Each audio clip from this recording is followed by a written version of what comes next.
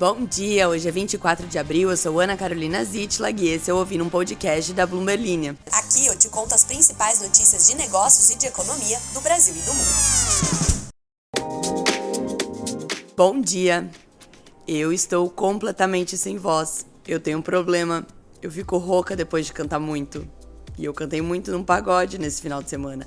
Eu esqueci de vocês, no caso. Eu esqueci que eu tinha um podcast e que eu teria que gravar durante a semana inteira. E aí eu me deixei ser levada pelo ritmo e agora temos essa bela voz como resultado. Vou me esforçar bastante para me recuperar logo. Mostrado aí o meu intenso cuidado pessoal comigo mesma e também do meu gosto musical duvidoso, que vai de Taylor Swift a pagode. Vamos às notícias, pois não temos tempo a perder. Um parênteses antes apenas para declarar como eu estou orgulhosa da pequena seita de Swifties que formamos aqui no podcast. Tivemos a maior audiência de todos os tempos no último episódio, em que ela e Elon Musk são citados. Como disse Marina, na caixinha de comentários, realmente vivemos o Taylor's Version na versão do mundo de Taylor Swift. Infelizmente, hoje não temos notícias sobre Taylor Swift, mas temos sobre a temporada de balanços de empresas do primeiro trimestre, que vai iniciar na próxima terça-feira com a divulgação de companhias como o Santander Brasil e Neo Energia. E daí, Ana? Daí que é importante. Daí que, caso você não se lembre, mas eu lembro, tivemos um primeiro trimestre levemente caótico, com desconfiança no setor financeiro internacional e a novela da Americanas. Logo, investidores vão ficar atentos a sinais sobre as condições de crédito das empresas e também de como elas estão lidando com a alta de juros. Além disso, vamos ter casos específicos para observar, como a Petrobras, que reúne acionistas em assembleia para renovar o conselho e discutir a remuneração dos executivos. Fique atento então, porque vamos ter várias notícias corporativas aí nos próximos dias. E notícia corporativa é sinônimo de entretenimento e drama. Como, por exemplo, Oi! A empresa adiou de 26 de abril para 22 de maio a publicação do seu balanço do quarto trimestre de 2022, já que a sua situação jurídica e as negociações com os credores impactaram a preparação das demonstrações financeiras. A Oi está na segunda recuperação judicial e, honestamente, essa novela é tão longa que eu sinto como se fosse Malhação. Eu não faço a menor ideia se Malhação ainda está no ar na Globo. E se estiver, eu não faço a menor ideia de qual é a história. Só uma certeza de que vai ter adolescentes interagindo entre si. É a mesma coisa com a Oi. Faz tanto tempo que está em recuperação judicial que, com todo respeito, eu parei de prestar atenção. O novo pedido de recuperação judicial foi feito agora em fevereiro, logo depois da empresa sair de uma das maiores reestruturações de dívidas do Brasil. A Oi disse que esse pedido de agora para protegê-la dos credores era a medida mais apropriada, já que enfrenta uma pesada carga de dívidas de novo. A empresa não forneceu um valor atualizado da dívida total, mas listou um passivo de cerca de 29,8 bilhões de reais na época. Tida como a maior recuperação judicial da história do país, a primeira foi com originalmente mais de 55 mil credores e o valor total do passivo alcançou 55 bilhões de reais. Em comparação, a Americanas, na última comunicação, reportou uma dívida de 40 bilhões de reais com cerca de 9 mil credores. Ao fim do primeiro processo de recuperação judicial da Oi, a dívida líquida foi reduzida de 65 bilhões para 18 bilhões, só que agora está mais ou menos em 30 bilhões. E você achando que gastou demais aí no final de semana. E falando no final de semana, enquanto você estava a mimir no feriado de Tiradentes, o ministro da Economia da Argentina, Sérgio Massa, dedicou a sua sexta-feira para negar as especulações no mercado sobre a renúncia do presidente Alberto Fernandes e uma desvalorização da moeda. Isso de acordo com uma mensagem de áudio que ele enviou no WhatsApp para um bate-papo em grupo, quando o peso atingiu mínimas recordes. Este áudio foi relatado à Bloomberg News por uma pessoa que não quis se identificar. Vou ler as aspas dele. Adoraria fazer um sotaque argentino, mas eu não tenho essa habilidade ainda. Eu tenho a habilidade de fazer sotaque francês e português de Portugal, mas o argentino ainda não foi uma habilidade destravada.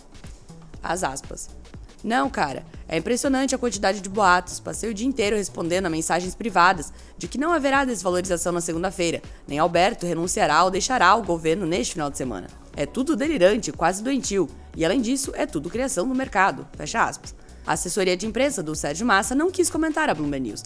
Ele mandou este áudio horas antes do presidente Alberto Fernandes confirmar que não vai concorrer a um segundo mandato nas eleições presidenciais da Argentina deste ano, mas que vai terminar o seu mandato até que um novo governo assuma o cargo em dezembro. A decisão de Fernandes de não buscar um segundo mandato mostra sua generosidade, segundo o Sérgio Massa, em um tweet na sexta-feira. O Sérgio Massa é amplamente considerado como um potencial candidato presidencial. A declaração dele sobre o peso e sobre a não renúncia do Alberto Fernandes veio à tona quando uma nova liquidação do peso está aumentando a pressão sobre a economia dos hermanos anos e já estão entrando em uma recessão profunda devido à inflação acima de 100% e a pior seca já registrada, que está arruinando as principais exportações de commodities do país. Não há um dia de paz para o argentino, ainda bem que eles ganharam a Copa pelo menos. O presidente do México, Andrés Manuel López Obrador, o AMLO, finalmente conseguiu vender o jato do seu antecessor, o Enrique Peña, embora por uma fração do valor que ele estava esperando. O governo do Tajiquistão, na Ásia Central, e não me venha com, nossa, que país é esse? Vai dar um Google. O governo do Tajiquistão pagou 1,7 bilhão de pesos, ou 92 milhões de dólares, pelo Boeing 7878, significativamente menos do que os 130 milhões de dólares que o governo mexicano estimou que receberia pelo avião. O desconto foi de cerca de 40%. O México comprou o jato em 2012 por cerca de 220 milhões de dólares no governo de Peña Nieto, para substituir um outro que se aproximava de 30 anos de operação. Nas eleições presidenciais de 2018, que levou López Obrador ao poder, os gastos envolvendo o avião se tornaram um tema de campanha dele. O avião era um dos adereços políticos favoritos do presidente para ilustrar uma transformação da política mexicana que ele prometeu realizar. Mas o simbolismo ficou um pouco em xeque depois que os compradores não apareceram. O avião ficou estacionado na Califórnia por mais de um ano e trazido de volta ao México em 2020, depois armazenado em um hangar, porque o presidente se recusou a usá-lo nas suas viagens frequentes pelo país, preferindo voos comerciais. Neste ano, depois de ouvir reclamações de passageiros sobre o seu governo, ele tem preferido usar aviões das Forças Armadas do país. Agora um barraco.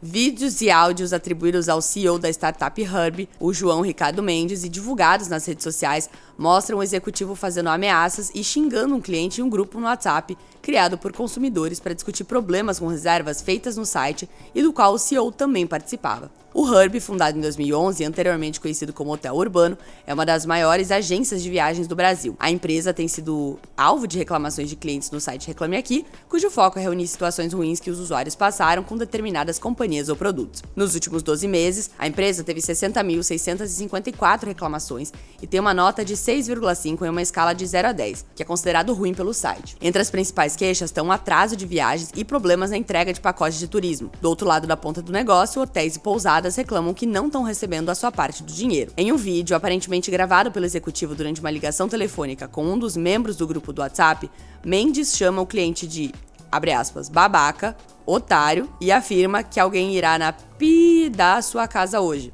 O cliente afetado, identificado apenas como Miguel, publicou o vídeo nas redes sociais. De acordo com o participante, ouvido pela Tamires Vitória, repórter da Bloomberg Linha, o próprio executivo teria compartilhado o vídeo da sua ligação com o cliente em um grupo de WhatsApp com outros consumidores, que reuniria cerca de 950 pessoas. O participante que falou com a Tamires preferiu não ter o seu nome divulgado por medo de represália. Em nota enviada à Bloomberg Linha, o Hurby diz que lamenta o ocorrido na última sexta-feira, data na qual a ligação do CEO com o cliente teria sido realizada. Um dos participantes do grupo afirmou ainda a Tamires que o espaço foi criado por clientes depois de ter sido observada uma quantidade crescente de reclamações e comentários negativos em relação ao Hurby. O CEO, o João Ricardo Mendes, então foi adicionado pela sugestão de um dos membros que tinha o número do presidente e fundador da companhia. Honestamente, estou muito triste de não estar neste grupo e acompanhar esta novela ao vivo. Segundo uma pessoa ouvida pela Bloomberg Linha e participante do grupo, a situação aconteceu porque os comentários do cliente identificado como Miguel desagradaram ao CEO, que então fez a ligação e expôs os dados dele. Após a discussão, de acordo com essa pessoa, Mendes continuou a responder às dúvidas de outros consumidores. Muito bem, minha gente, é isso. Eu espero que a minha voz melhore, que a sua semana seja muito boa e que você se inscreva aqui no podcast e também compartilhe esse episódio para que a gente possa aumentar a nossa grande comunidade de Swifties e viciados em fofocas, também conhecidas como notícias. Até mais!